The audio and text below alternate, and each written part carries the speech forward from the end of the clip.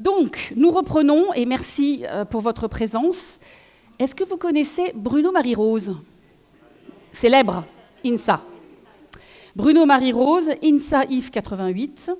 Il a 2 records du monde. Le premier, 4 fois 100 mètres. Je ne sais pas si vous vous souvenez, pour ceux qui ne sont pas très très jeunes. Et il a 200 mètres record en salle. Bruno Marie-Rose. Il a eu la gentillesse, et merci Daniel pour ça, il a eu la gentillesse de nous faire une toute petite vidéo de présentation pour ce symposium. Je vous la passe. Bonjour à toutes et à tous. Bruno Marie-Rose, IF 88. C'est un vrai plaisir de m'adresser à vous, alumni de l'INSA de Lyon. Ce réseau, c'est une force, amicale, professionnelle, mais surtout humaine. En tant que sportif olympien et directeur de la technologie des Jeux de Paris 2024, j'ai vécu une aventure unique. Sur l'environnement, nous avons intégré très tôt une stratégie bas carbone et la tech y a largement contribué. Sur le plan humain, notre ambition était claire, mettre la technologie au service de l'inclusion, de la diversité et de l'accessibilité. Et sur l'intelligence artificielle, j'en suis convaincu, elle doit être un allié, pas un substitut. Alors profitez pleinement de ce symposium, échangez, inspirez-vous et surtout, engagez-vous. Notre responsabilité en tant que leader de la technologie n'est pas seulement de livrer des solutions techniques, c'est de créer des environnements où la technologie sert l'humain, où les talents s'épanouissent et où l'innovation naît de la diversité. Alors je vous dis bon symposium à tous et vive le réseau INSA.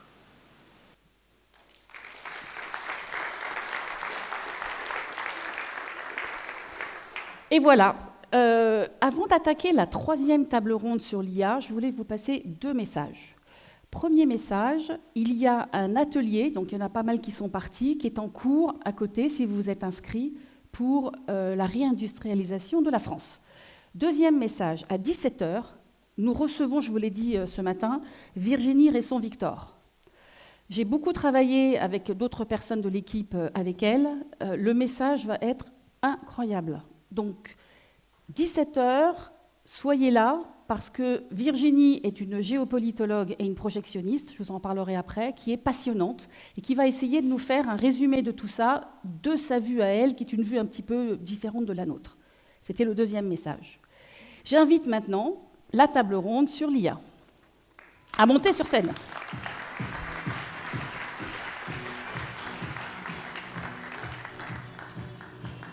Tu fais ce que tu veux. Ou ça, comme tu préfères.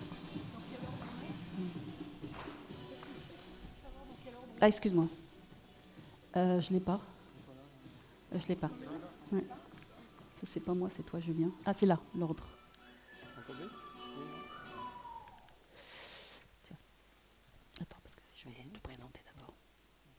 Donc, Julien Nadeau va nous animer cette table ronde. Alors, Julien, j'ai eu beaucoup de mal à vous faire son résumé. Je vais vous dire pourquoi, parce que je ne comprenais pas tous les mots.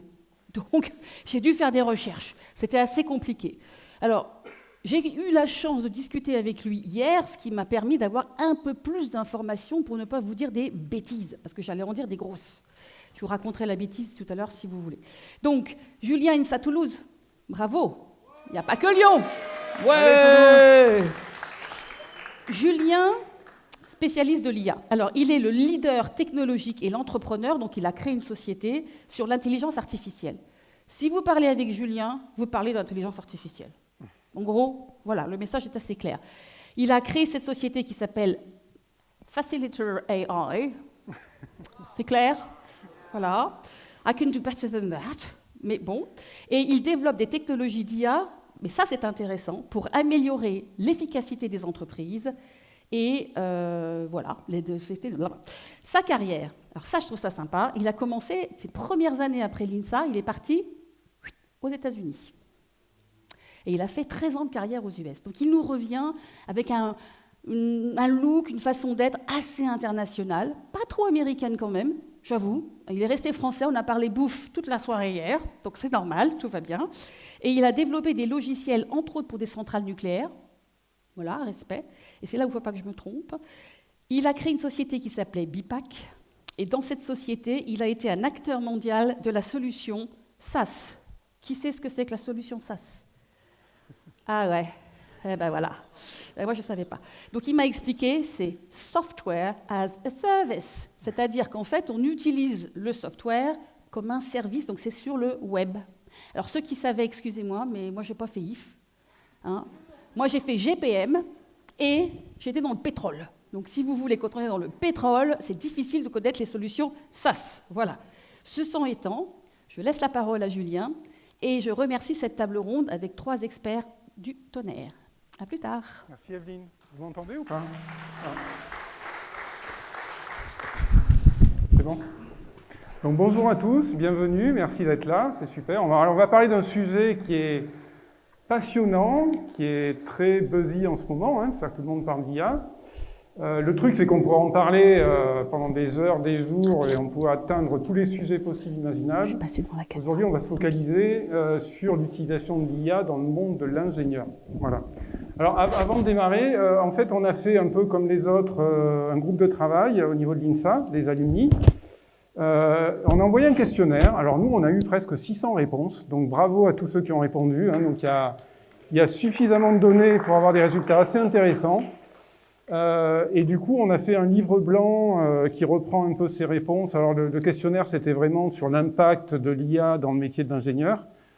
Et donc, on a fait un livre blanc qu'on diffusera après, qui est, je pense, relativement intéressant. Alors, c'est une cartographie à l'instant T, hein, ça a été fait en février-mars. Donc voilà, c'est une fenêtre sur la façon dont les ingénieurs voient l'IA en 2025. Voilà. Suite à ça aussi, alors juste peut-être avant de démarrer la table ronde, je voulais poser 1 ou 2 questions. Qui aujourd'hui utilise un assistant, type ChatGPT, Gemini ou autre, pour des raisons personnelles? Qui utilise un assistant ou un copilote, etc., dans sa profession, dans son métier? OK? Et qui utilise des agents? Alors un agent, c'est une IA autonome qui réalise des tâches complexes et qui a accès, on va dire, à votre système d'information. Qui utilise des agents qui vont exécuter des tâches complexes dans son entreprise? Il y en a quand même quelques-uns. Hein. Ouais, c'est pas mal, bravo. Je dis ça parce que 2025, c'est un peu l'année, on appelle ça l'année de la naissance des agents IA. Et donc, c'est assez intéressant. Alors, j'ai le plaisir d'avoir 3... qui n'utilisent rien. Ouais, mais bon, ça, c'est pas rigolo, ça.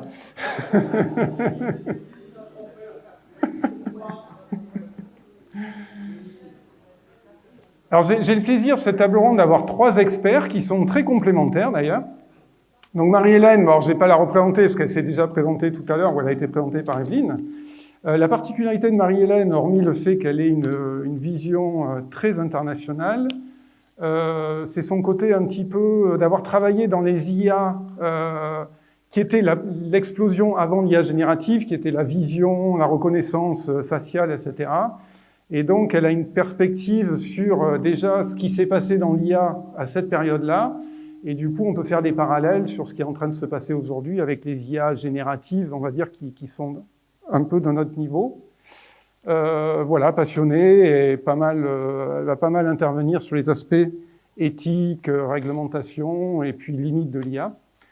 Alors j'ai Rémi est cofondateur ou fondateur de Visual Behavior, qui est une société qui développe des cortex de vision. Et en gros, il a eu l'idée qui est assez intéressante, je pense qu'il a eu un peu avant les autres, de développer une IA qui est capable de comprendre un univers visuel, mais en s'appuyant sur des technologies qu'on appelle les transformers, donc qui sont les nouvelles technologies qui sont dans les modèles de langue. Et si je dis qu'il est un petit peu visionnaire, c'est qu'aujourd'hui, toutes les IA du marché sont ce qu'on appelle multimodales, hein, c'est-à-dire que c'est pas uniquement du langage, c'est de la vision, du son, de la vidéo, c'est capable de comprendre et de générer aussi tout ça. Voilà, donc c'est assez intéressant. Et donc, c'est une vision peut-être un petit peu plus à des applications industrielles. Et Sébastien, lui, encore plus récent dans sa société, Digital Kin, Et ça va être intéressant parce que lui, il utilise vraiment les technologies d'IA générative pour dupliquer l'expertise. Alors moi, à mon époque, quand je suis sorti de l'INSA, j'avais appris des systèmes experts. On faisait du Prolog, du Lisp, on essayait de faire des systèmes experts, on essayait de mettre de la connaissance dans des ordinateurs. Ça n'a jamais très bien marché, hein. Pour tout dire, ça marchait pas bien. Aujourd'hui, on est en gros sur les systèmes experts sous corticoïdes, enfin bon, plus. Et donc, ça va être super intéressant d'entendre Sébastien un peu nous parler de ça. Alors, on a traité, j'ai à peu près 3 thèmes à traiter. On va commencer par l'utilisation de l'IA aujourd'hui dans le métier de l'ingénieur. Alors ça, c'est un des résultats de l'utilisation de l'AI dans le cadre du questionnaire. Ce dont on s'aperçoit, c'est que les assistants, alors assistants c'est très large, hein, ça couvre tout, hein, y compris l'assistant de codage, ça a pris le dessus. Je pense que ça va encore grossir de plus en plus dans les mois qui viennent. Et donc ma première question, et on va commencer aux 3 personnes, c'est un petit peu, est-ce que vous pouvez donner des éléments d'IA aujourd'hui, enfin mais vraiment dans le monde de l'entreprise aujourd'hui, l'utilisation de l'IA qui sont intéressantes pour aider l'ingénieur dans son métier de tous les jours. Voilà, essayer de donner 1 ou 2 exemples un petit peu parlants et complémentaires. Peut-être Marie-Hélène, tu veux commencer ? Oui, alors moi mon domaine, c'est... Non. C'est bon, là ? Si, c'est bon ? Ok. Donc, mon domaine, c'est la sécurité, la vidéosurveillance en particulier, et l'analyse de vidéos pour en déduire un certain nombre de choses, prendre des décisions par rapport à une situation qui peut mettre en danger la sécurité et la sûreté des biens et des personnes. Donc je dirais depuis la première fois que j'ai vu un système dans ce domaine vraiment opérationnel, c'était il y a 5 ans, chez un partenaire chinois. Donc des systèmes qui font de la reconnaissance, de la détection, de l'authentification, de la classification, donc qui permettent de identifier si vous êtes un homme, une femme, votre âge, quelle est votre race, etc. Et à l'époque, ce qui était assez impressionnant, comme c'était une AI chinoise, c'est que c'était entraîné sur des bases de données avec des Chinois, donc les résultats sur les Caucasiens comme moi n'étaient pas très bons. Donc ils m'avaient vu beaucoup plus jeune, mais ils avaient quand même repéré que j'étais une femme. Donc je dirais dans ce domaine-là, ça fait très longtemps qu'on utilise la capacité de la vidéo à être très précise, très riche, pour utiliser des systèmes d'intelligence artificielle. Donc je dirais que c'est quelque chose qui n'est pas nouveau. Par contre, ce qui est nouveau, ce qui est récent, c'est le nombre d'acteurs dans ce domaine qui sont capables de proposer des choses. Donc le bénéfice qu'on voit là-dedans, c'est que toutes les analyses qui étaient faites par des opérateurs dans un centre de sécurité sont maintenant grandement automatisées, et je dirais ça c'est un bénéfice important. Et sinon, Marie-Hélène, dans ton métier, on va dire, dans ton boulot, quelle IA tu utilises pour ton travail ? Pas tellement l'IA qui a été développée dans le cadre de ton entreprise. Alors, dans mon travail, moi j'utilise des AI genre ChatGPT ou des choses comme ça. Mais alors je dirais, alors ça c'est un peu compliqué parce que j'ai mon travail pour lequel je suis payée et j'ai le travail que j'aimerais faire bientôt, c'est à savoir être naturopathe. Donc j'essaie de publier énormément sur un certain nombre de sujets dans le domaine des médecines naturelles. Et j'avoue que les IA de type ChatGPT, etc. sont, ont besoin d'être coupés. Parce que dans ce domaine-là, il y a des influences qui vont dans un certain sens et dans un sens qui n'est pas forcément celui de la nature, je dirais. Donc ça nécessite d'être coupé. On en parlera un petit peu après, c'est le sujet un peu après. Peut-être Sébastien, si tu peux reprendre le relais. Bonjour à tous. Alors très pragmatiquement, moi dans mon travail, je dois régulièrement aller analyser des nouveaux domaines. Et c'est vrai qu'aujourd'hui j'ai des agents Juste pour mettre un mot, quand vous travaillez dans une entreprise, vous êtes l'équivalent d'un agent. C'est-à-dire que vous avez un cerveau qui est le vôtre. Ils sont tous différents, ils sont tous spécialisés. Mais ce qui fait la qualité de l'entreprise, c'est la capacité à faire travailler vos différents cerveaux avec vos forces et vos qualités de la bonne façon. Donc, quand j'utilise un système d'agent, par exemple, je m'en sers pour trouver une réponse à un problème technologique spécifique. Ça peut être, j'ai un ami qui fait de la thermique qui m'appelait l'autre jour en me disant j'ai besoin de trouver une façon d'homogénéiser la qualité du mélange en changeant l'échelle du mélange. Et je peux lancer un agent, lui poser la question, et il va chercher pas des centaines, mais des milliers de publications et de livres. Il les croise, il les trouve, ils évaluent leur sérieux, et il donne des réponses. Donc il y a une époque, vous alliez à Dokinsa, après on a eu Google, et aujourd'hui, on peut demander à un agent de faire l'équivalent d'un travail de 6 mois humains pour trouver une réponse pratique et pragmatique, sourcée, vérifiée, sur un problème d'ingénieur. Et donc ça, moi je m'en sers beaucoup dans mon métier, je m'en sers de façon ponctuelle quand j'ai un nouveau problème, mais je m'en sers aussi en veille. C'est-à-dire que j'en ai j'ai des problèmes qui sont récurrents, toute solution nouvelle m'intéresse, et chaque fois qu'il y a une nouvelle publication sur Arxiv ou même sur Google Scholar, il m'avertit en disant il y a telle nouvelle approche qui a donné tel résultat, et peut-être qu'on pourrait l'intégrer dans ce qu'on fait, et en fait améliorer la qualité des outils dont on dispose aujourd'hui. Donc c'est vraiment pratique. Je me sers aussi bien sûr de ChatGPT, personnellement je préfère Claude d'Anthropic pour travailler sur du texte de temps en temps. Mais la capacité à avoir accès intelligent à l'ensemble des connaissances humaines, ça ridiculise Google en fait. Et ça, c'est ce qui est intéressant, c'est que vous l'avez accès avec ce qu'on appelle Deep Research, que ce soit ChatGPT, Gemini ou... Alors, moi j'utilise mes outils, parce que pour un Deep Research, il n'y a pas du tout la même capacité à vérifier et à comprendre ce qu'il dit. C'est de la même façon qu'un cerveau humain n'a pas la même intelligence que toute une entreprise. Nos agents, par exemple, ceux qu'on utilise, c'est 27 agents pour faire un état de l'art, qui collaborent, ils sont chacun spécialisés, ils se vérifient les uns les autres, donc c'est pas du tout le même niveau, mais oui, en niveau de base, ChatGPT sait des choses. L'autre jour, il m'a dit ceci aura pour effet d'augmenter la porosité et la densité du matériau. On voit bien dans cette phrase quand même la limite de l'intelligence de juste un cerveau, quoi. Vous pouvez les faire travailler un petit peu plus, comme en Deep Search, mais moi, je ne crois pas à la capacité du cerveau unique. Je crois à la capacité de la collaboration de cerveaux complémentaires. Et c'est ça qu'on fait en agentique, c'est ce que fait notre entreprise, en fait, c'est mettre des expertises étroites dans plein de cerveaux différents, mais surtout trouver une bonne façon d'en faire une véritable collaboration. On va en reparler un petit peu. Rémi. Merci.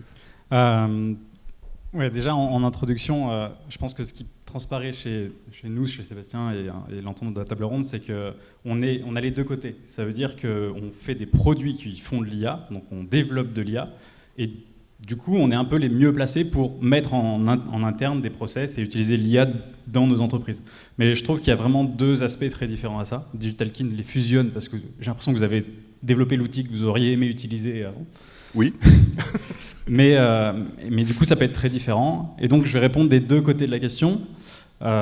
Déjà, nous, ce qu'on fait, c'est qu'on fait des IA qui, comme tu l'as décrit, comprennent l'environnement, comprennent comme le cortex visuel humain, ce que tu disais. Donc, on ne fait pas les yeux, on fait ce qu'il y a derrière les yeux, ce qui permet de comprendre.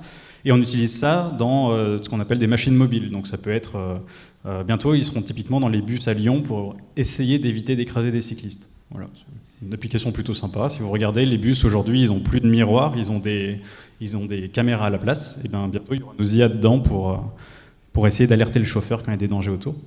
Et donc ça, c'est une classe d'IA qui est très différente de l'IA génératif, juste par un fait très simple, c'est que l'IA génératif, si elle se trompe une fois sur 10, c'est pas très grave. Nous, si on se trompe une fois dans la vie du produit, c'est déjà trop.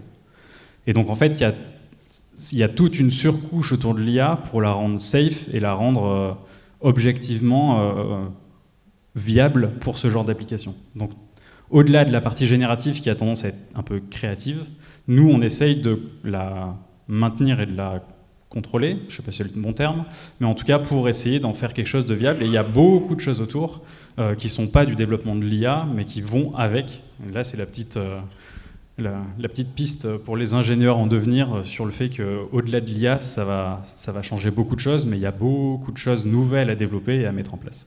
Donc ça, c'est pour la partie, on va dire, ce qu'on fait. Et après, chez nous, il y a la partie ce qu'on vit à l'intérieur. Et effectivement, parce que notre veille consiste aussi à utiliser tous les outils d'IA qui sont disponibles, on a mis en place à peu près tout ce qu'on pouvait mettre en place en outils en IA. Et j'ai été surpris la première fois qu'on en a parlé, mais un des premiers usages de l'IA qui était sorti du sondage, c'est la traduction automatique. Et moi, j'étais très surpris parce que je me disais, mais en fait, et à la réflexion, c'est juste que c'est l'usage tellement basique que tout le monde l'a oublié. Et c'est l'usage qui était fait majoritairement avant l'arrivée de ChatGPT. Ouais, mais tout le monde le fait avec ChatGPT maintenant. Et en fait, effectivement, nous, on a un système d'agents aussi qu'on a fait en interne pour faire des deep research avancés, on va dire, collaboratifs. Et mon dernier état de l'art, ce qui est sorti, c'est que ce que je cherchais avait été fait une fois dans le monde par des Japonais. Et je ne lis pas le japonais. Et en fait, je pense que le côté un peu Babel de la langue n'est plus une barrière, on s'en rend même plus compte parce qu'en fait, on est capable de parler en français à un chat GPT qui va chercher en anglais, faire sa synthèse en anglais, vous la rendre en français. Vous vous en êtes même pas rendu compte qu'il y avait 2 étapes de traduction. Voilà.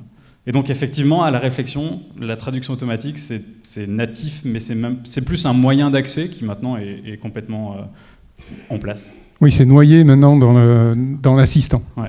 Et après, nous, dans l'entreprise, on passe beaucoup de temps à développer, à coder, voilà, pour ceux qui ont fait IF. Et si vous voulez savoir l'impact qu'a l'IA, généralement, quand les gens développent quelque chose, ils développent d'abord pour eux, parce que c'est le plus facile et c'est ce qu'ils ont comme problème. Et donc, si vous voulez voir comment le métier de développeur évolue, vous aurez à peu près une idée de comment les autres métiers peuvent être impactés à la suite.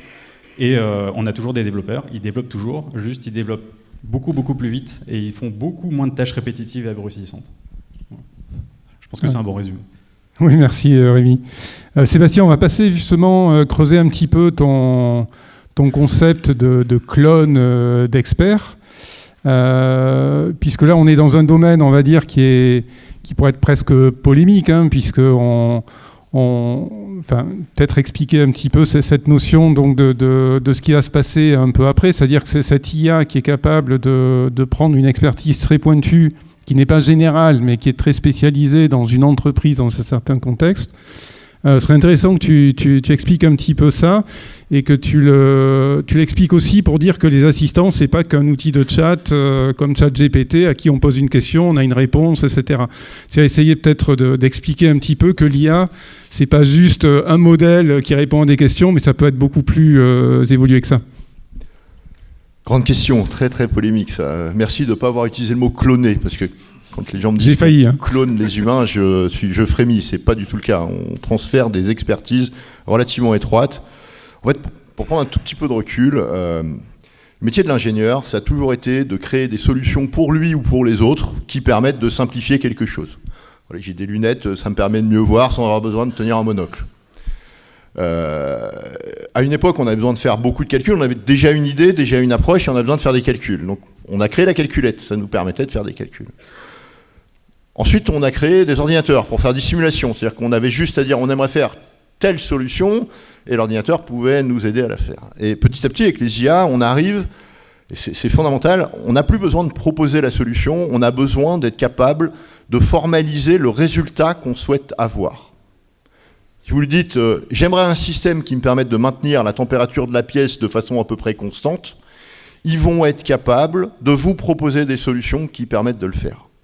Mais quand je dis ils vont être capables, ça se fait pas tout seul. Un modèle généraliste, c'est tout sur rien, ou c'est rien. Voilà, c'est plutôt qu'il sait tout sur, il sait rien sur tout.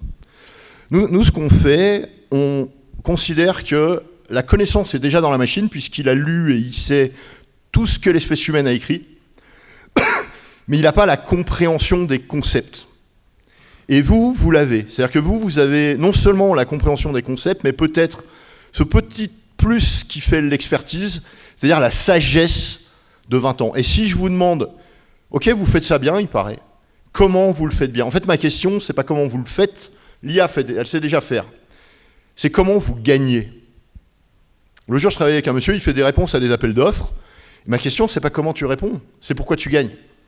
Qu'est-ce que tu as compris que le reste du monde n'a pas compris et qu'il faut que j'ajoute dans l'IA parce que ça, l'IA ne l'a pas compris. Donc, derrière, le comment, il est facile, mais c'est mon message peut-être le plus important aujourd'hui. L'IA va nous sortir du micromanagement parce qu'on n'a plus besoin de lui dire le comment. Elle va nous sortir de l'achat industriel où on a besoin de spécifier la pièce en disant je veux 3 mm par 2 mm par 2 avec une tolérance de 0,05. Non, il faut qu'on arrive à migrer vers le pourquoi. C'est quoi votre but et qu'est-ce que, en tant qu'expert, vous rendez possible pour vos clients? Tout part de là. Vous savez gagner un appel d'offres, vous savez faire un état de l'art, vous savez organiser une usine pour qu'elle produise de façon efficace. Ce que moi je vais vous demander pour traduire votre expertise, c'est pas comment, c'est qu'est-ce que vous avez compris que les autres n'ont pas compris. Et tout le reste, on n'a pas besoin de l'insérer. Ce qui fait qu'en fait, transmettre une expertise, c'est étonnamment peu d'informations. Parce que ce peu d'informations précieux, il est amplifié parce que savent déjà faire les IA. Rémi, peut-être sur le sujet, donc on parle de visuel, tu parlais de bus, mais il y a un sujet qui est quand même super intéressant sur la robotique, c'est-à-dire qu'aujourd'hui on parle de ces modèles qui sont sur un ordinateur, mais on voit émerger aussi la partie robotique qui est en train de se développer justement grâce à l'évolution de ces modèles d'IA. Dans le cadre de ce que tu développes, est-ce que tu pourrais peut-être expliquer ce qu'il est possible de faire aujourd'hui en robotique grâce à ce type de technologie qui n'était pas possible de faire il y a 1 an ou 2 par exemple? Ouais, je vais compléter la question par qu'est-ce qu'il était possible déjà de faire avant. Et en fait, on se rend compte que je vais militer pour l'optimisme aujourd'hui parce que je sens que c'est un peu tendu en ce moment. En fait, pour le dire vraiment crûment, virer des humains pour mettre des machines, ça fait un siècle qu'on sait le faire. Ce que permet de faire l'IA générative pour la robotique, c'est de refaire collaborer des robots et des humains. Si vous voulez un exemple concret, un entrepôt de logistique, ça fait à peu près 20 ans qu'on sait mettre des robots qui fonctionnent tout seuls. La seule façon qu'on avait de faire qui marchait suffisamment bien, parce que l'intelligence n'était pas suffisante dans les robots, c'était d'enlever tous les humains. Voilà. Donc si vous preniez un Amazon Warehouse, donc un entrepôt d'Amazon, il y avait une zone où les humains avaient le droit d'aller, et vraiment ils avaient 1 mètre carré avec un scotch autour, et ils faisaient l'action que le robot ne pouvait pas faire dans un coin de l'entrepôt, et tout le reste c'était que du robot qui allait super vite parce qu'ils savaient qu'il n'y avait pas d'humain. Donc c'est quasiment la génération d'avant qui a permis d'enlever, on va dire, les humains des entrepôts. Et ce que permet la Gen AI maintenant, c'est la compréhension fine de l'environnement et de tout ce qui est non prévisible. Et le premier truc qui est non prévisible, c'est l'humain. Et donc ça permet de pouvoir remettre des robots au milieu des humains. Et donc, alors ça ne va pas changer la logistique, parce que la logistique par robot, c'est ce qu'il y a de plus optimal, parce qu'on l'a optimisé et que ça on sait faire, des process automatiques. Par contre, on va avoir la capacité d'aller mettre des robots au milieu des humains. Donc on peut imaginer, ça marche très très bien pour les PME, donc des entreprises de moyenne taille qui n'ont pas... C'est pas suffisamment grand et standardisé leur usine pour pouvoir enlever les humains et mettre des robots, basiquement. Mais par contre, ils ont l'opportunité d'aller mettre des robots qui vont réapprovisionner en pièces les chaînes de montage, qui vont pouvoir transporter les charges lourdes en sortie d'usine, etc., au milieu des humains, comme avant, on faisait cohabiter des humains qui faisaient du transpalette avec des humains qui voilà. Et donc en fait, la Gen AI, c'est vraiment pour moi cette étape où on va pouvoir vraiment refaire collaborer les deux, là où avant c'était accès exclusif l'un à l'autre. Oui, c'est un petit peu d'ailleurs dans les assistants. Les assistants parlent comme nous, sont beaucoup plus faciles d'accès qu'un progiciel de type SAP par exemple. Et toi, ce que tu dis, c'est un petit peu ça. C'est-à-dire que même maintenant, d'un point de vue robotique, on peut sortir de la robotique industrielle décorrélée et la rendre plus humaine. On va peut-être passer sur le deuxième sujet qui correspond un petit peu à l'évolution du métier de l'ingénieur. Alors, tu parlais d'ambiance pessimiste, en tout cas.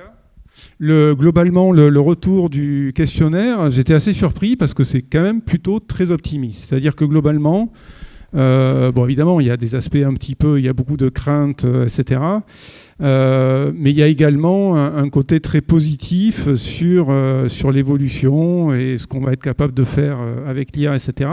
Alors globalement, quand même, il y a deux aspects. C'est-à-dire qu'il y a un aspect d'un côté qui est une augmentation quand même de la productivité, notre capacité de faire des choses, c'est-à-dire que grâce à l'IA, on est décuplé dans notre travail, on peut faire des choses qui nous paraissaient difficiles avant, voire impossibles, on peut les faire plus vite, plus facilement, etc. Donc ça, c'est quand même extrêmement positif dans tous les jours.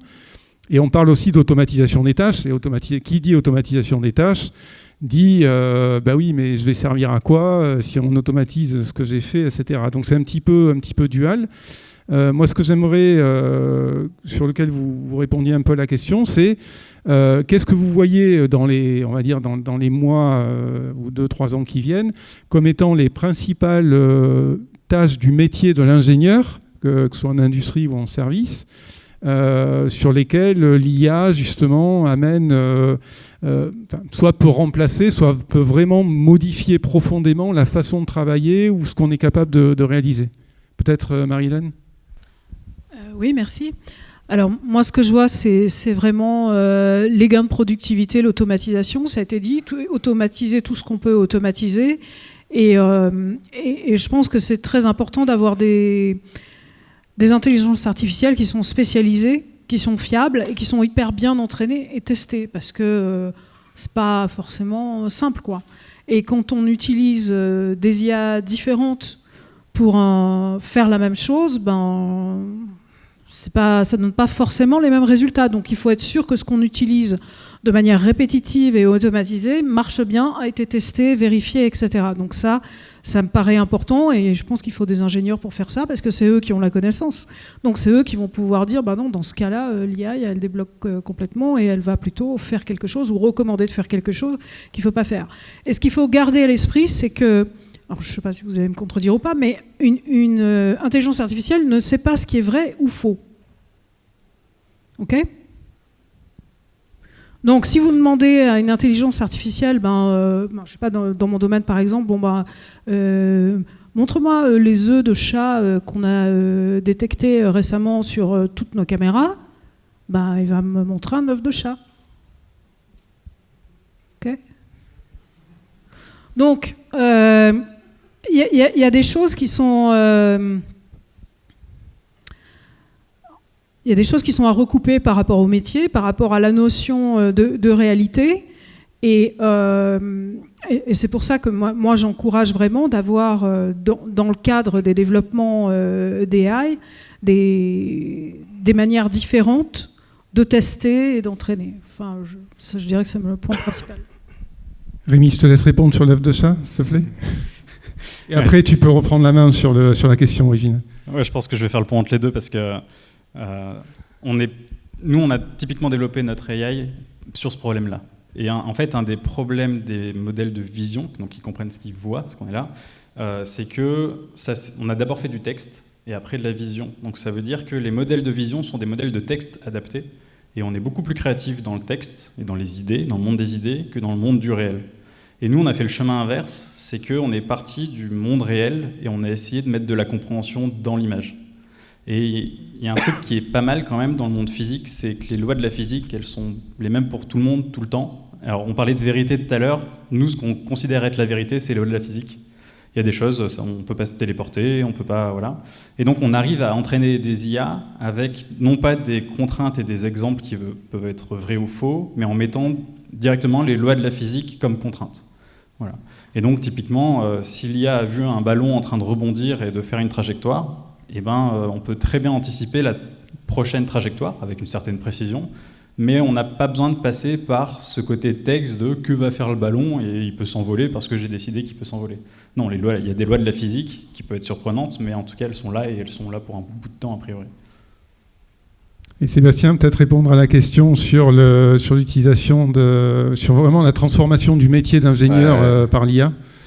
Alors d'abord, je suis complètement aligné. Un modèle comme un humain fait des erreurs. Et je ne sais pas vous, mais moi, par exemple, quand je cherche mes fautes d'orthographe, je ne les vois pas. Je lis ce que je pense avoir écrit et non pas ce que j'ai écrit. C'est pour ça que c'est crucial de ne pas chercher à tout mettre dans une seule IA, mais de les faire collaborer, qui sont bien meilleurs pour critiquer ce qu'ont fait les autres que pour s'auto-critiquer eux-mêmes. Donc c'est l'approche un peu agentique et forte là-dessus. Et je pense que l'ingénieur va avoir une responsabilité incroyable pour aider sa direction à bien leur faire comprendre où est-ce que ça vaut la peine de mettre de l'IA et quel type d'IA permet de le faire. Si je développe un peu les deux points, fondamentalement, l'IA réfléchit mal, mais elle sait tout et elle lit vite.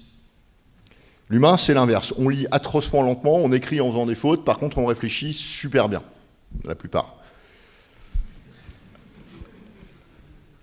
Si vos directions veulent mettre de l'IA sur un problème, par essence, tous les endroits où il y a beaucoup de recherche d'informations, beaucoup de traitement d'informations, beaucoup d'écriture, sont des très bonnes zones pour l'humain.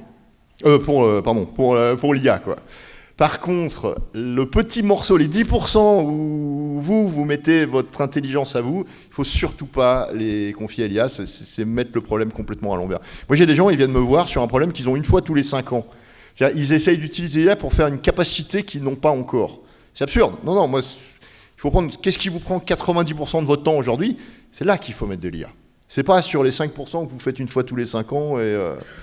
quelqu'un d'autre le fera, ça. Donc c'est vraiment une énorme responsabilité. Vous vous rappelez peut-être quand on l'a tous lu, les premières machines électriques qui ont remplacé les machines à vapeur. Eh ben, on les a pas décentralisées en mettant des fils électriques, non, on a fait comme on faisait avant. On a fait une énorme centrale électrique et on a mis des tas de courroies qui amenaient le mouvement ailleurs dans l'usine. C'était une aberration complète. L'intérêt de l'électrique, c'était d'avoir des petits moteurs décentralisés, quoi. Et donc, il ne faut pas refaire la même erreur avec l'IA. L'IA est bonne dans le volume de données, l'automatisme, la permanence, la réactivité. Et justement, par rapport à ce que tu dis, qui est un petit peu contradictoire, est-ce qu'il ne faut pas réinventer complètement la façon de travailler, voire les processus d'entreprise, voire même l'organisation d'une entreprise, plutôt que de dire je prends ce qui est fait et je l'automatise avec de l'IA? Ah bah complètement. Alors là, c'est l'autre conseil que je peux vous donner, si vous voulez automatiser quelque chose, minimisez la surface d'interaction entre l'humain et l'IA. Parce que, je vous donne un exemple, vous lancez un nouveau projet. Si vous le faites depuis le début avec une IA, vous allez faire la documentation ultra vite, vous allez pouvoir lui demander de faire 200 dossiers de financement, d'aide, de subventions, même de très bonnes présentations à votre direction pour libérer le budget. Et toutes les étapes intermédiaires, tous les points d'avancement, la détection des nouvelles technos, ça sera tout automatique sans transfert supplémentaire d'informations. Si vous le mettez en cours de route, vous avez besoin de tout réexpliquer ce que vous avez fait depuis le début. Et vous perdez un temps fou, vous introduisez un risque d'erreur monumental. Mettez de l'IA de l'entrée à la sortie, avec l'humain qui la pilote et les points d'interaction, mais depuis le début, pas en cours de route.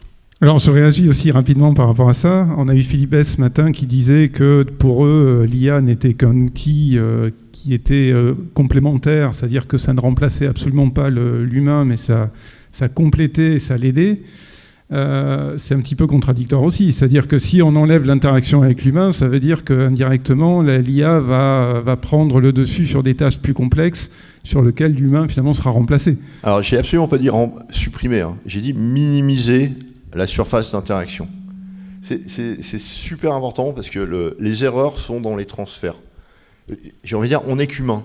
C'est-à-dire que pour un humain, manipuler une grande surface d'information, c'est compliqué. On pense pas à tout, on dit pas tout, on a oublié la raison de pourquoi on avait fait tel ou tel choix l'année dernière. Si vous le faites, moi c'est vraiment le côté depuis le début. C'est pas du tout, peut-être que vous allez interagir toutes les 2 semaines avec, mais depuis le début, sinon vous avez un backlog qui est tellement important à transmettre. C'est ce qui bloque en informatique. En informatique, le vrai problème, pourquoi les IA codent pas mieux que les humains, c'est parce qu'on les intègre dans des existants technologiques. Trop de transferts à faire. J'ai une petite anecdote. Alors, c'est pas moi qui suis speaker, mais je discutais avec une personne qui fait des IA dans la revue de contrats, en particulier de clauses légales, dans le domaine public en plus.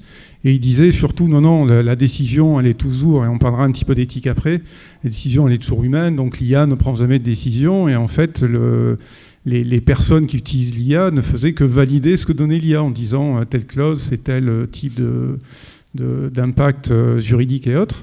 Et finalement, ils sont aperçus que les gens ne faisaient que vérifier ce que produisait l'IA, mais au final, passer sa journée à vérifier ce que fait l'IA, c'est passer sa journée à valider ce que fait l'IA et perdre totalement aussi le fil. C'était une petite anecdote. On va passer, Rémi, sur un sujet qui est dans le livre blanc, qui était un petit peu la formation des ingénieurs pour se préparer au monde de demain, et en particulier sur l'intelligence artificielle, que ce soit la formation initiale de l'école ou que ce soit éventuellement la formation continue. Et globalement, donc, les alumni ont tendance à dire que ça serait bien qu'il y ait un petit peu plus de préparation, de formation sur ces sujets au niveau de l'école, que ce soit un sujet vraiment, vraiment important. Peut-être, Rémi, si tu peux réagir par rapport à ça. La question n'est pas facile. C'est intéressant parce que ça... Je pense qu'il faut se reposer la question de ce qu'on apprend à l'école. Alors, peut-être quelles sont les compétences clés qui sont nécessaires d'acquérir de manière à être mieux préparé au monde d'aujourd'hui et du monde qui arrive. Voilà. Ça dépend quelle est votre croyance. Si votre croyance c'est j'apprends à coder en C ou je sais calculer des transformateurs électriques, vous avez un problème. Si la croyance que vous avez quelles sont les compétences d'un ingénieur, c'est résoudre des problèmes complexes, a priori, il n'y a pas de problème, il y aura toujours des problèmes complexes, juste vous aurez des meilleurs outils pour les résoudre. Donc ça, c'est mon premier point. Et après, le deuxième point, c'est l'IA, alors c'est pas un mot très, très beau, mais ça commoditise. Ça rend des compétences qui autrefois étaient précieuses, complètement basiques. Et donc, je pense qu'il faut d'autant plus être tourné vers cette croyance de on est fait pour résoudre des problèmes complexes et on développe notre cerveau à résoudre des problèmes complexes. Je pense qu'on a tous sué devant un partiel sur un truc en nous disant mais jamais je vais appliquer ça dans la vraie vie. C'est pas le sujet. Le sujet, c'est est-ce que vous êtes capable de mettre en œuvre une méthode de résolution de problèmes complexes. Et du coup, à partir de là, il y a beaucoup de compétences donc, qui se commoditisent. Typiquement, on parlait de la traduction avant. Avant, être bilingue, c'était vraiment, surtout en France, c'était un vrai plus. Bon, maintenant, ça va l'être un peu moins. Alors, un truc qui prend beaucoup de temps en entreprise, mais faire des très belles présentations, soit pour reporter, soit pour le client, soit pour... Voilà. Maintenant, une IA, ça passe d'un Word à un PDF, et sous forme de présentation, de livres, d'articles courts. Voilà, c'est la fin des consultants. C'est une évolution de son métier.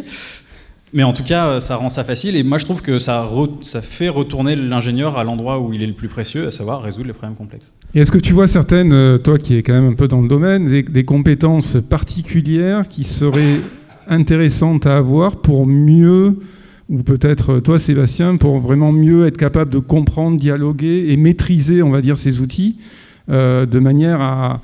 Au lieu de juste être un exécutant, de devenir vraiment quelqu'un qui sublime cette technologie-là pour faire beaucoup plus qu'avant. Est-ce qu'il y a des aspects critiques que vous pouvez identifier ?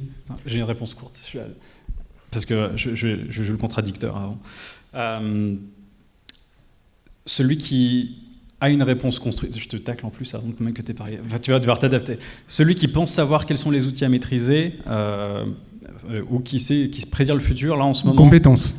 Oui, ou n'importe quelle compétence, à part une compétence très méta, ce que je disais, savoir résoudre des problèmes complexes. Si le but c'est de savoir, faut savoir chatter avec une IA, ou faut savoir lui mettre des documents, ou par telle et telle entreprise qui a résolu tel ou tel problème.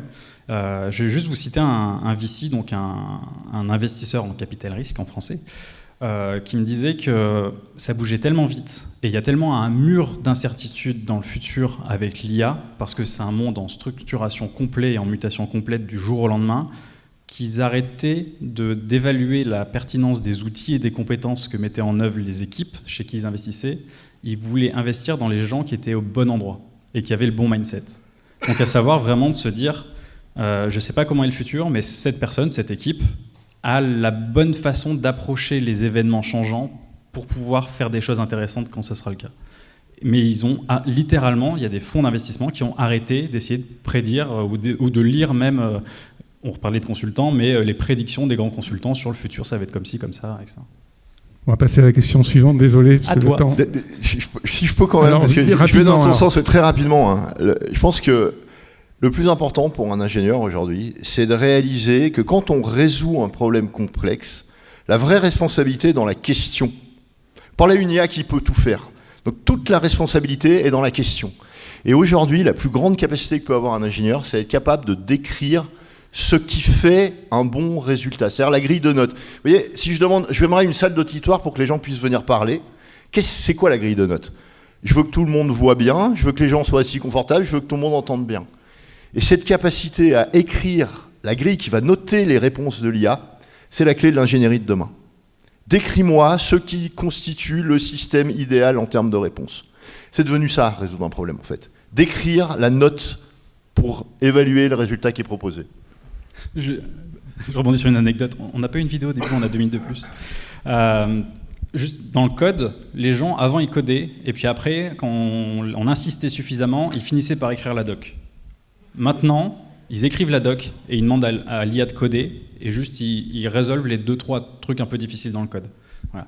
Donc ça change quand même énormément la méthodologie. Et effectivement, écrire la doc, c'est quoi? C'est poser la bonne question. Alors, on va passer sur le point suivant. On a pris un poil de retard. Donc, dans les questions, etc., il y a toujours, de manière générale, un côté un peu anxiogène, un petit côté aussi sur les limites. L'IA, on connaît tous des aspects négatifs, que ce soit on parle des biais, on parle des mauvaises utilisations de l'IA, on parle de la responsabilité, qui est responsable de quoi, on parle de perte d'emploi, c'est-à-dire qu'il y a pas mal de choses qui pourraient être considérées comme très négatives sur l'arrivée de l'IA, etc. Et du coup, il y a une question un petit peu éthique, à la fois sur les limites de l'AI, et puis sur cet aspect éthique sur comment bien utiliser l'AI pour qu'elle soit positive pour tout le monde, pour son entreprise en premier, mais aussi, comme on l'a dit précédemment dans les autres tables rondes, pour notre environnement, notre société, notre humanité, etc.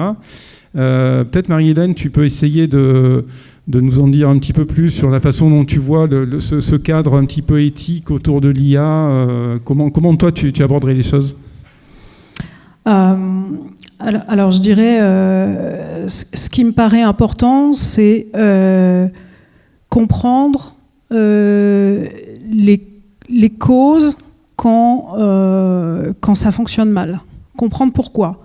Donc ça passe parce que il peut y avoir plusieurs causes, parce que le modèle est trop complexe, le modèle est trop spécialisé, ou le modèle est biaisé volontairement. Donc c'est important de comprendre les cas où ça ne marche pas, pour comprendre les limites. Il y a aussi, dans mon domaine, une chose qui m'intéresse dans les limites, c'est aussi les deepfakes dans le domaine de la vidéo.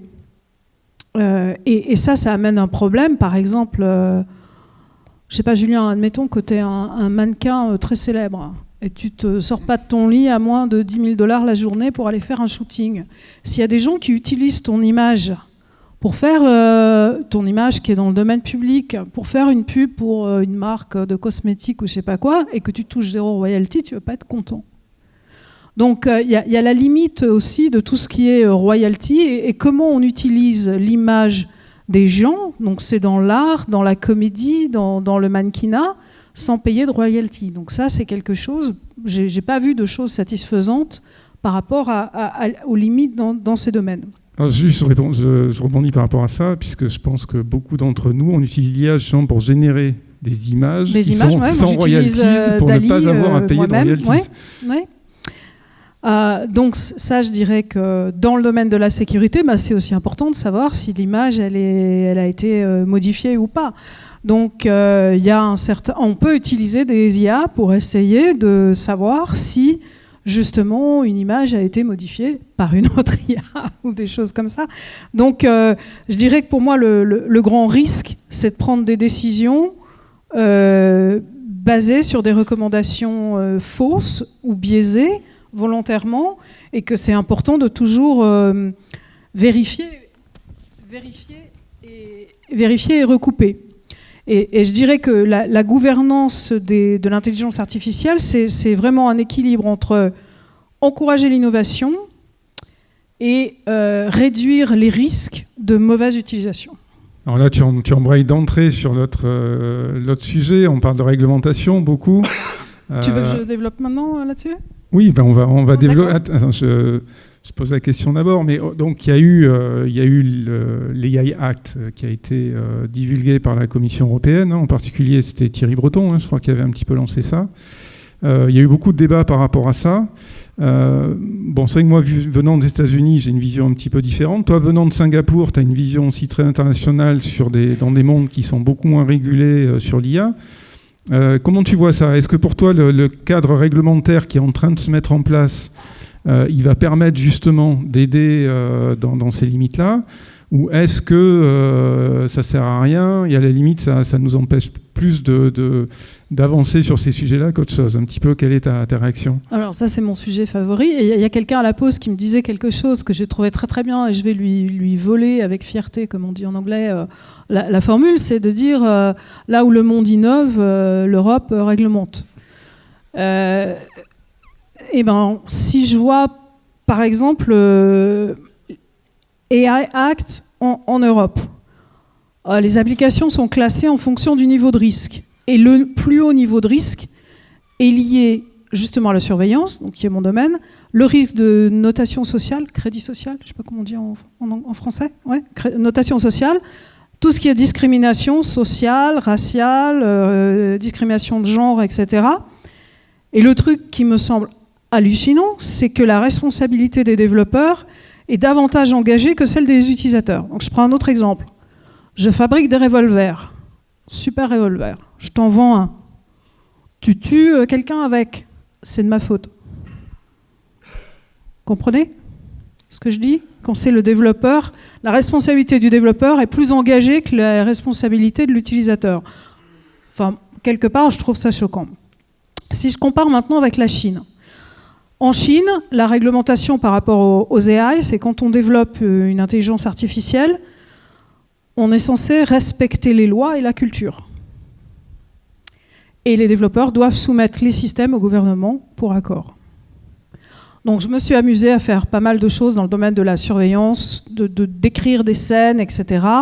Et donc j'avais utilisé Claude, par exemple, et puis pour demander d'écrire une scène, et qui dit on ne peut pas parler de genre, on ne peut pas parler de race, etc. Donc il dit il y a des personnes qui sont là, mais alors on ne sait pas si c'est des hommes, des femmes, des Chinois, des Européens, etc. Donc c'était quand même assez drôle par rapport à une AI chinoise qui va faire des choses différentes. Aux États-Unis, la réglementation elle est plus fragmentée, elle dépend des États. Il y a des recommandations au niveau fédéral, mais ce sont juste des recommandations qui n'ont pas valeur de loi. Donc je dirais maintenant, quand on met tout ça bout à bout, et si je vois ce qui s'est passé dans le domaine, et en particulier en Chine dans les 5 dernières années, ma propre société a renoncé à développer des AI qui permettent justement d'identifier l'âge, le genre, etc., parce qu'on n'aura pas le droit de les vendre. Donc à quoi ça sert d'investir dans une AI pour faire ça? En Chine, ce n'est pas le problème. Donc maintenant, les champions mondiaux dans le domaine de l'authentification, la reconnaissance, etc., sont chinois. Donc je me dis, quand on pousse la réglementation très très fort et la responsabilité sur le développeur, jusqu'à quel point on limite l'innovation en Europe? Et juste pour peut-être faire sourire ceux qui parlent chinois, mais France, en chinois, ça se dit Faguo, le pays des lois. Les États-Unis, ça se dit Meiguo, le pays merveilleux où tout est possible. Donc, alors, je vais rebondir par rapport à ce que tu dis, parce qu'il y a une question qui est arrivée, qui est exactement, qui est dans la continuité. Donc, je prends ça sur le temps des questions-réponses, où une personne qui dit qu'il a vu un reportage, j'imagine, sur l'utilisation d'IA en Chine pour contrôler les employés sur leur poste de travail, savoir vérifier qu'ils travaillaient bien, qu'ils ne partaient pas, faire autre chose, etc. Qu'est-ce que tu en penses par rapport à ce que tu viens de dire? Alors, je dirais que c'est pas répondu forcément partout, mais bon, il y a des choses qui sont surprenantes et que tu peux expérimenter toi-même. La dernière fois que je suis allée à Pékin, je traverse la rue quand le petit bonhomme est rouge. Et il y a un écran géant devant moi avec ma photo, et puis écrit « Cette personne a fait un truc qui n'est pas civil ». C'est sûr que je ne l'ai fait qu'une fois. Donc, après, la problématique, elle n'est pas propre à l'IA, et c'est ça que je veux dire. Elle est propre à toutes les technologies. Et c'est là où je veux en venir. Les technologies, c'est comment tu les utilises. Et c'est pour ça que je trouve ça délirant de mettre la responsabilité sur le développeur et pas sur l'utilisateur. Les gens qui utilisent les choses de manière anormale, qui n'est pas éthique, etc., c'est ces gens-là qui doivent être sanctionnés. Mais la technologie elle-même, de mon point de vue d'ingénieur, il ne faut pas la limiter. Tout ce que j'entends dire qui va dans le sens de limiter la technologie, ça me déplaît. Ça marche. On va passer, on a pris pas mal de temps, sur un petit peu l'aspect conclusion. Et dans la partie conclusion, ce que j'aimerais, c'est peut-être Sébastien, si tu peux commencer, essayer de nous donner un peu une vision, alors je dis à 5 ans, mais bon, en gros, vraiment d'avenir. C'est-à-dire que là, on ne parle plus de l'IA d'aujourd'hui, on parle de l'IA de demain qui n'existe pas. Comment toi tu vois les choses évoluer dans les années qui viennent, Voilà, on va faire un peu de la science-fiction. Et derrière, surtout, qu'est-ce que tu conseillerais donc aux ingénieurs INSA, non seulement pour éventuellement s'adapter ou en tout cas être capable de naviguer là-dedans, mais voir s'ils peuvent même prospérer dans cet univers de science-fiction. Ouh là là, et tu veux que je très commence rapidement par contre, tout ça en 30 secondes. Alors d'abord sur la partie prospérer et dans la lignée de l'exploitation de l'image. Bon, mon message à vous, c'est si vous avez une expertise, elle va être digitalisée comme les images vont être copiées. Pour prospérer, il faut le faire avant les autres. Transférez votre expertise, vous êtes capable de vendre dans le monde entier, 24 heures sur 24 partout. Faites-le avant que les autres le fassent parce qu'ils vont le faire et ils seront capables. Ils ne seront pas limités par les 24 heures d'un être humain, ils pourront livrer toutes les boîtes du monde en même temps. Donc voilà, si vous avez une expertise, c'est vraiment le moment de la digitaliser. C'est la seule façon de prospérer. Il n'y a pas d'issue à protéger les images, c'est mort. C'est mort. Maintenant, si j'avais un conseil fondamental pour les ingénieurs, je reviens, imaginez, petite expérience mentale, vous parlez à une entité tout puissante, comme le génie dans la lampe d'Aladin ou Midas quand il avait reçu une faveur de Apollo. Ils ont mal formulé leur question. Midas a dit « je veux tout changer en or ». Et Apollo a dit « pas de problème, désormais tu changes tout en or ». Et après il a essayé de boire, et après il a essayé de manger. Et là il s'est rendu compte de l'énorme bêtise qu'il venait de faire. C'est vers ce monde-là qu'on va. On est en train de créer des entités qui peuvent satisfaire à peu près nos moindres désirs. Ce qui veut dire que la seule façon de bien le faire, c'est de réfléchir à nos questions. Et la plus grande mutation que ça va apporter, c'est qu'au lieu d'être des micromanagers qui disent le quoi, comme un développeur qui fait du code, ou un automaticien, c'est pareil, c'est tous les détails du comment en fait. Au lieu d'être un industriel qui donne les specs, on doit être quelqu'un de très très humble, qui revient sur, en fait, qu'est-ce que j'appelle le bien sur cette question. Ce que je disais tout à l'heure, c'est quoi une bonne salle d'auditorium? Qui est-ce que je veux servir? Et quel résultat est-ce que je veux leur apporter? Et ça veut dire un lâcher-prise incroyable. Parce que peut-être que la solution va être complètement différente que tout ce que j'avais pu évaluer. Mais elle va respecter ma grille de notes. Les gens entendront bien, les gens verront bien, et les gens seront bien assis. Parce que c'est ça que j'appelle le bien. Donc c'est mon message. Qu'est-ce que vous appelez le bien et le mal à l'échelle locale de ce que vous demandez à l'IA? Alors, Rémi, est-ce que tu as juste 10 secondes, quelque chose juste un petit mot comme ça, là, mais 10 secondes. En 10 secondes. Il y a un truc qui ne sera pas remplacé par l'IA et c'est marrant parce qu'on commence à être de plus en plus efficace pour faire toutes les tâches de présentation, de digestion, de création de docs et tout. Mais à la fin, on fait quoi avec ces docs? On les présente à un humain. Et donc, il y a tout un mouvement de gens qui disent, et encore plus à cause du deepfake, parce qu'on n'aura pas confiance de même en visio ce qu'il y a, les gens, et ça a été constaté dans les grands CEO de grandes boîtes, ils se rencontrent. Mais physiquement, ils sont remis à prendre l'avion et à aller faire des réunions autour d'une table, voilà, comme on est là, ici. Et il y a un retour complet, déjà de base, parce que ce qu'on automatise, c'est ce qui est déjà digitalisé, donc forcément, ce qui ne l'est pas prend de plus en plus de place relativement, et en plus, à cause des deepfakes, on va vers quelque chose de beaucoup plus humain au final, mais humain au sens très animal du terme, quand on parle du non-verbal, de serrer la main et d'avoir confiance dans la personne d'en face, quoi.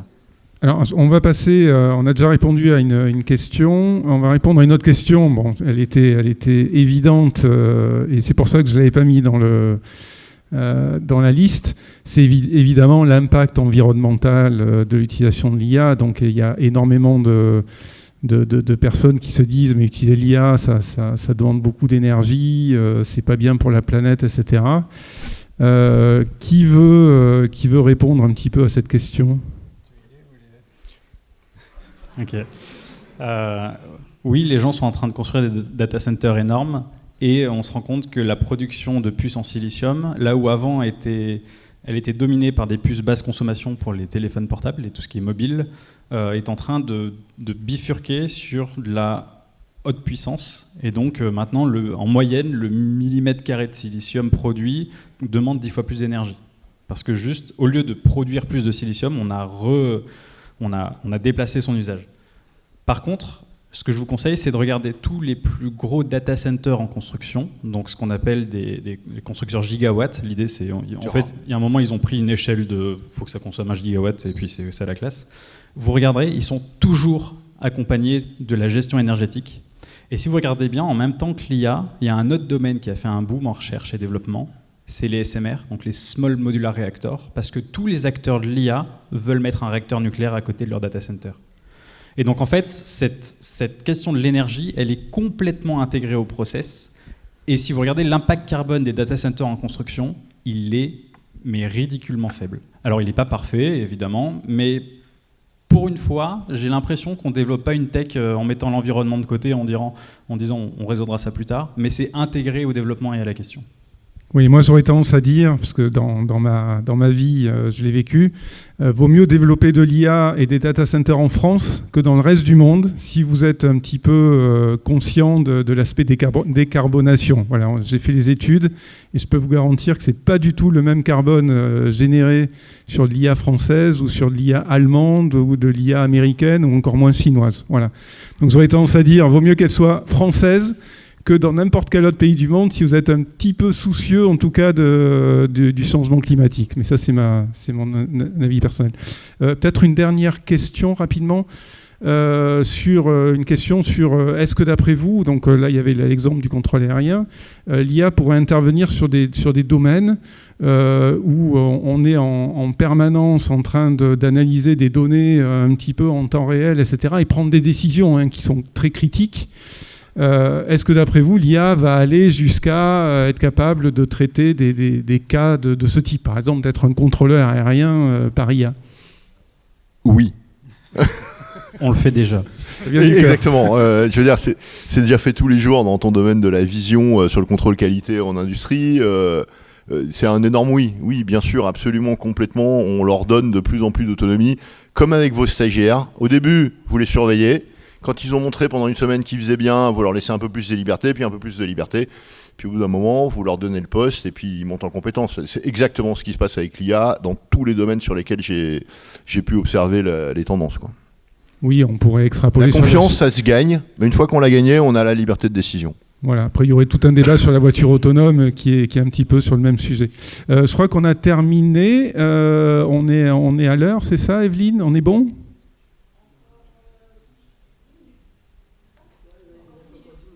Ah, il y a encore 10 minutes, parce que Attendez, mais on va refaire les réponses. Alors, je vais compléter la réponse d'avant, alors le temps que tu trouves une autre question. La question de la vitesse de réaction de l'IA, il faut... Effectivement, le paysage médiatique est dominé par des IA qui mettent du temps à répondre, aujourd'hui, déjà.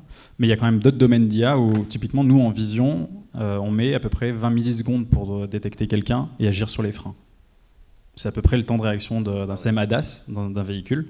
Voilà. Et pour aller même autant plus vite, avant même qu'on ait détecté la personne, on précharge les freins, histoire que juste le piston ait moins de distance à faire, parce qu'on se rend compte que c'est pas l'IA le problème, c'est vraiment la distance mécanique du piston de frein qui doit heurter le disque. Donc, voilà. Si quelqu'un, n'importe quel chauffeur arrive à réagir en plus vite que ça, venez me voir, on est très intéressés. Mais en fait, ça fait longtemps que l'IA a dépassé l'humain en termes de vitesse de réaction.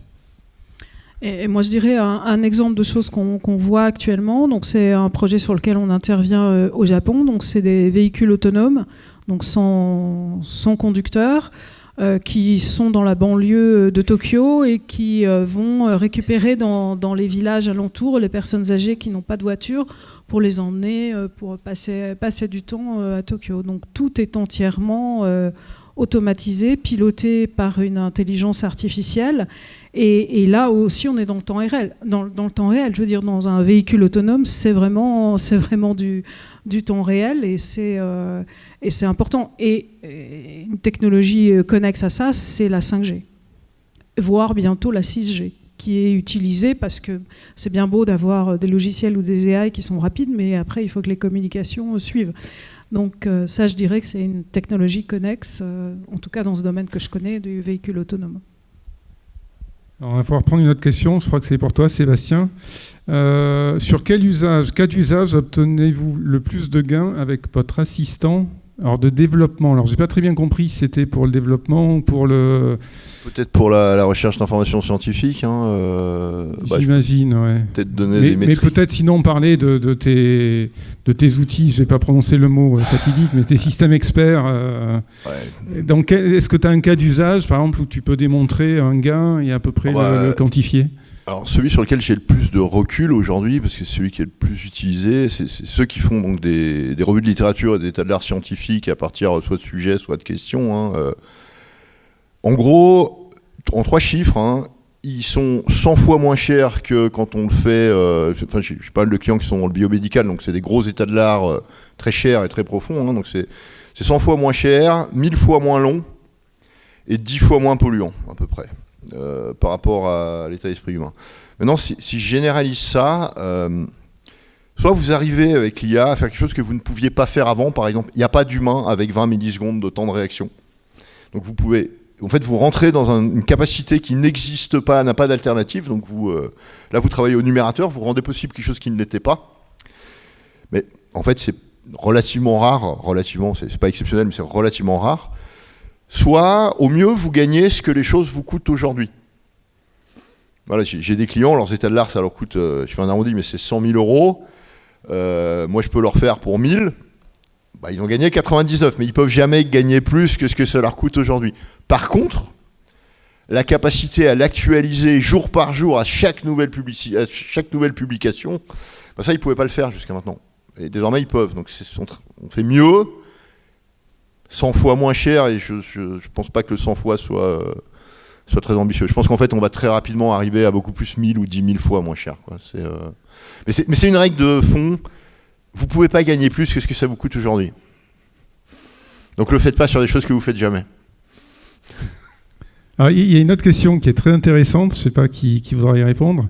Alors on en parle un petit peu dans l'éducation, mais je pense que c'est vrai aussi dans les entreprises. À partir du moment où les gens utilisent l'IA pour tout, et jusqu'à présent ils l'utilisaient de façon un peu secrète, c'est-à-dire que si vous demandiez aux gens, c'est-à-dire personne disait qu'il utilisait l'IA pour faire son job alors qu'il l'utilisait. Maintenant c'est devenu un petit peu plus accepté. Mais du coup, comment on fait pour évaluer les compétences des gens à partir du moment où ils sont capables, via l'utilisation de l'IA, de faire leur job sans forcément avoir la compétence pour le faire? Donc comment... là, on est plus dans le management, à la limite.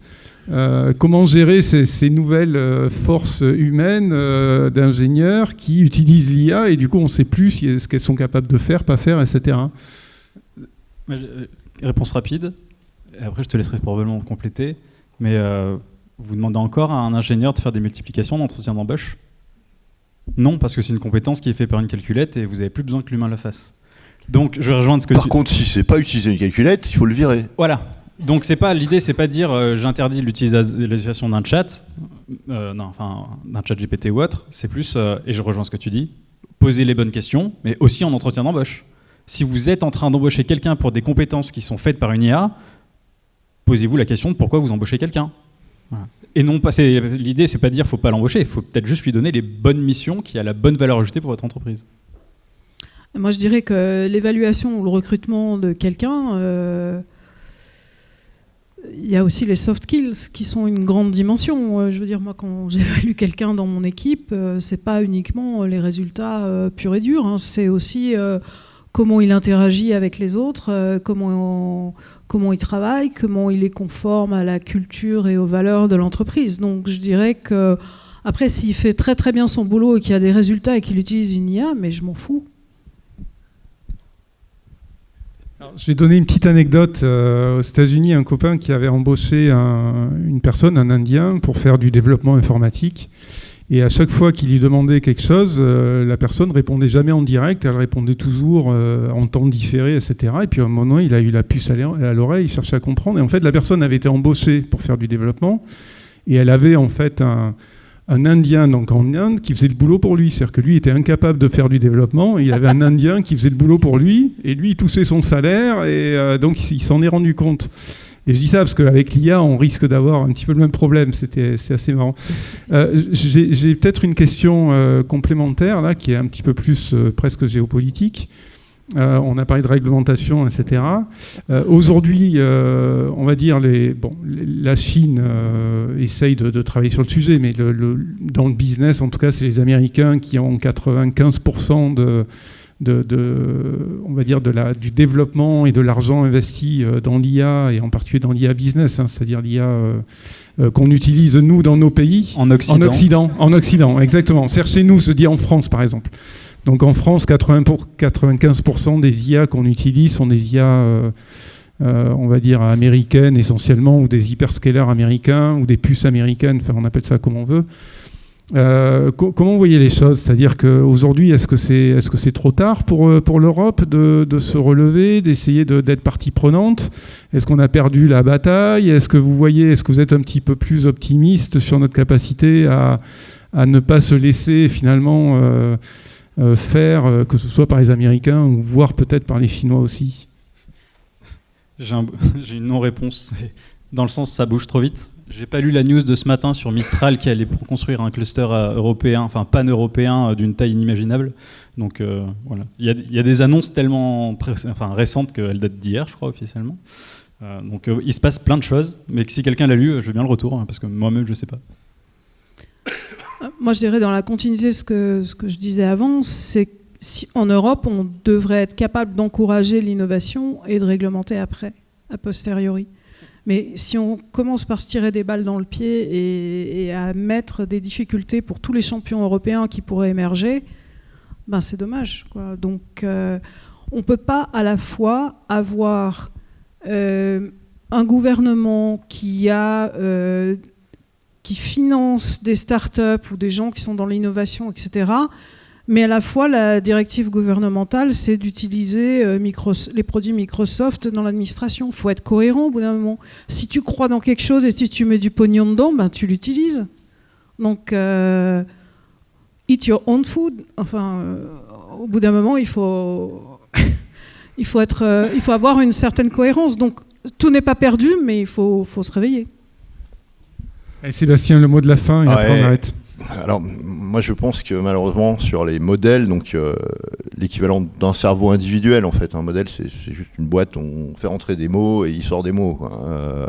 À la guerre aujourd'hui on est vraiment en retard, je ne sais pas si on peut rattraper, mais je pense que c'est pas le champ de bataille d'aujourd'hui. En fait, qu'est-ce qui fait une bonne entreprise? C'est la capacité d'un dirigeant qui a accès au même candidat qu'un autre dirigeant, qui a accès au même matériel de production qu'un autre dirigeant. Et pourtant, il y en a qui font des belles boîtes et il y en a d'autres qui font des boîtes qui périclitent et qui font faillite. Ça, c'est la guerre des agents. C'est celle qui se perd aujourd'hui.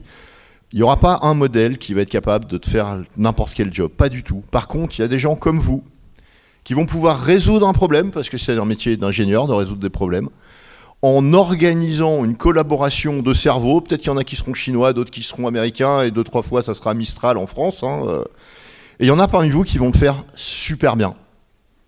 Et cette collaboration d'intelligence que vous aurez créée, elle va gagner sa guerre spécialisée. Elle va peut-être être le meilleur designer d'avion, le meilleur constructeur de fusées, le meilleur système de ramassage de poubelles, je ne sais pas. Mais ce n'est pas une question d'intelligence individuelle, c'est une question de capacité à faire collaborer des intelligences variées, complémentaires et collaboratives qui va faire la différence. Et la guerre, elle est maintenant. Sébastien, je te remercie pour ce mot optimiste. Je vous demande d'applaudir très fort nos 3 intervenants. Merci.